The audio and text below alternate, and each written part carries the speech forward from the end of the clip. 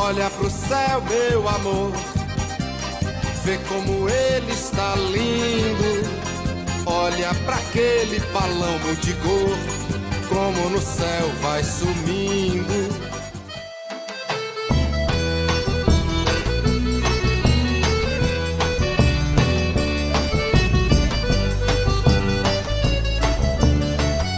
Ela só quer, só pensa em namorar. Ela só quer, só pensa em namorar. Fala pessoal, sejam todos bem-vindos ao canal Química Todo Dia. E hoje a gente vai falar os prováveis temas que pode cair em Química no Enem. Então, vamos lá. Primeiro, gostaria de ressaltar que não há data melhor para falar do Enem do que na época de São João. Por quê? Porque em São João nós podemos prever o que temos nas festas de São João.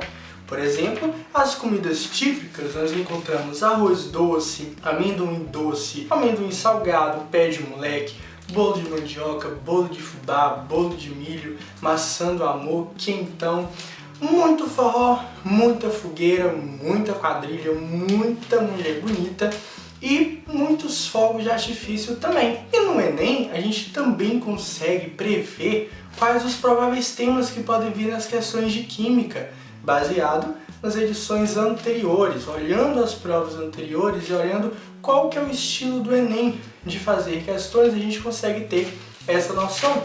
E eu fiz esse estudo e venho aqui passar um pouco para vocês. Seguinte, o Enem adora natureza e vida.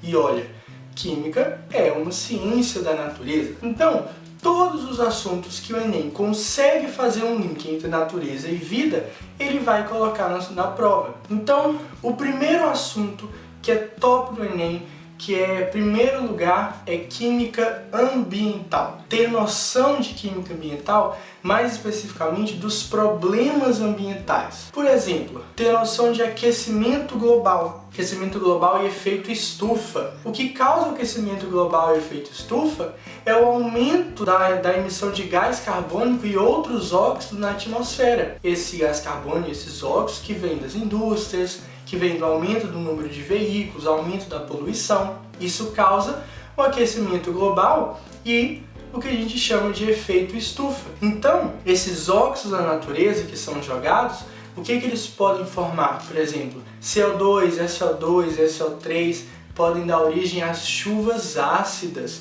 que é um tema que também cai muito no Enem. Então, ter noção de quais são as reações que formam as chuvas ácidas é muito importante para chegar na prova e saber do que o Enem vai estar te falando quando ocorrem as chuvas ácidas. A destruição da camada de ozônio. O que acontece? Nosso planeta ele tem a camada de ozônio que impede que venha muita radiação, que entre muita radiação no nosso planeta. Só que essa camada de ozônio está sendo destruída. Por quê? Porque estava tendo uma grande emissão de compostos orgânicos halogenados. Olha a química aí, os chamados clorofluorcarbonos. Hoje a emissão desses compostos diminuiu, mas ainda é significativa a ponto de preocupar essa destruição na camada de ozônio. E ter noção da reação desses clorofluorcarbonos com o ozônio, o que acontece com o ozônio que permite essa destruição, também é muito importante. Poluição das águas e lixo também cai muito. Poluição das águas oriundas de derramamentos de petróleo, como que um rio poluído, como que um lago poluído pode afetar a demanda de oxigênio para os peixes que vivem ali, para os seres vivos que vivem naquele rio, que vivem naquele lago, com certeza. Um rio poluído impede que o oxigênio, por exemplo, se dissolva naquela água. Como que é feito, por exemplo, etapas de tratamento de efluentes, tratamento de esgoto e tratamento de água. O lixo também, principalmente na questão dos plásticos. Vamos lembrar que os plásticos são polímeros são compostos orgânicos, ter noção dessa ideia de reciclagem, de contaminação do solo por substâncias tóxicas e as chuvas ácidas, como eu já falei, que é a reação de alguns óxidos, como SO2 e SO3, com a água, que são responsáveis por causar essas chuvas ácidas. Chuvas que podem ter ácido sulfuroso, que pode ter ácido sulfúrico. Imagina isso caindo dentro de um rio.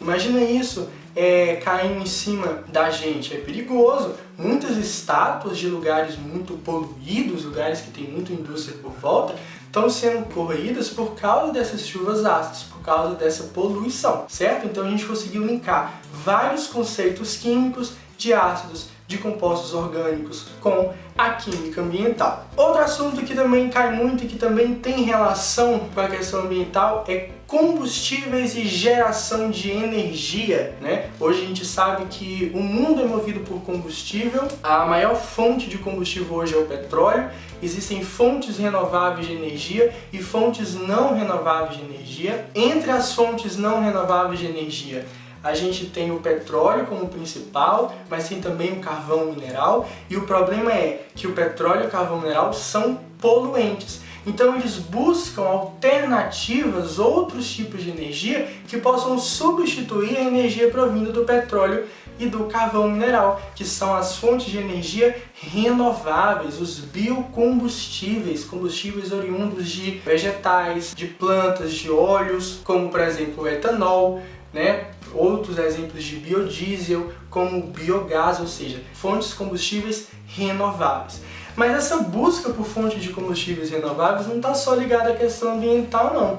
O petróleo está acabando, então, claro que as grandes indústrias, fornecedores de energia, têm que buscar outras formas para poder suprir essa falta de petróleo que está acontecendo devido à exploração que está muito grande. Em relação a essa questão do biodiesel, a gente vai falar mais lá para frente. Quando cai química orgânica, é muito importante ter noção também das reações orgânicas, porque a maioria desses biocombustíveis são originados a partir das reações orgânicas. Outro assunto que cai muito em química no Enem são equações químicas e estequiometria. É importante que você saiba interpretar uma reação química, saiba fazer o balanceamento e saiba fazer os cálculos estequiométricos. Cálculo de rendimento, cálculo de excesso, de limitante, cálculos com porcentagens, ter noção um pouco da matemática básica, saber resolver cálculos com porcentagens, cálculo com concentrações, também muito importante, e saber fazer aqueles cálculos proporcionais. É muito importante no Enem, quando a gente vê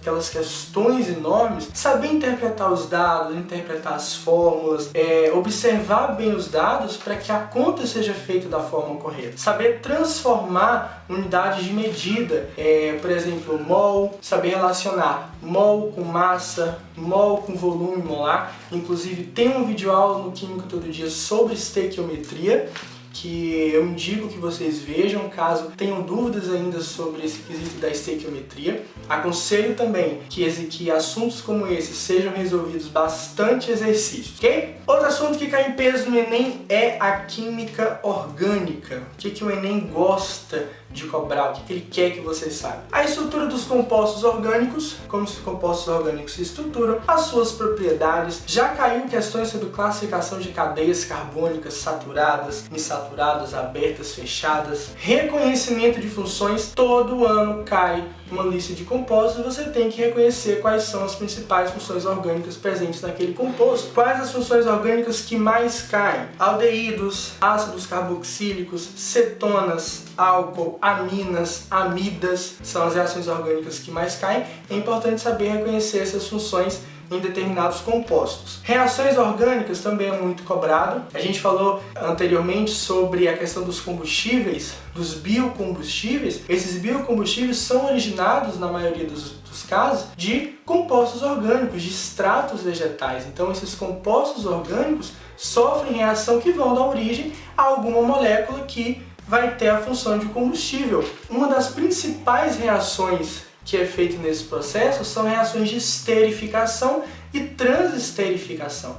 As reações de produção de biocombustível se baseiam nessas reações de transesterificação, que são reações que envolvem compostos orgânicos. Então é importante estar antenado com isso. A maioria dos combustíveis que nós temos hoje, etanol, é um composto orgânico. A gasolina, o principal componente da gasolina é um hidrocarboneto, o octano. O petróleo é uma mistura de hidrocarbonetos. Então, de novo, a gente conseguindo fazer o link entre a questão do ambiente com a química. Outro assunto também, sabões e detergentes. É uma parte da química orgânica, mas só que o Enem gosta de saber especificidades sobre esses compostos, sobre sabão, sobre detergente, a sua propriedade, a sua estrutura, como que eles funcionam, por que eu uso um sabão para limpar uma louça engordurada.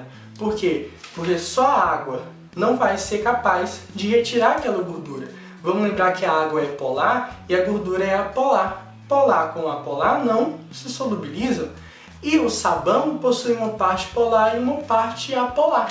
Então ele permite o contato entre essas duas substâncias, ok? Só que qual que é a parte ambiental que pode cair nessa questão dos sabões e dos detergentes? Problema com poluição.